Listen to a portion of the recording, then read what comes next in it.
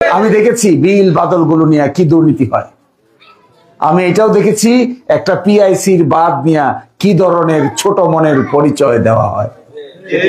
একটা বাদ দিতে গিয়া সরকার 20 লাখ টাকা 25 লাখ টাকা বরাদ্দ দেয়, কর্মকাণ্ড হিসাব করলে দেখা যাবে তার মধ্যে প্রায় অর্ধেকেরই কোনো হিসাব কিতাব আপনি খুঁজে পাবেন না।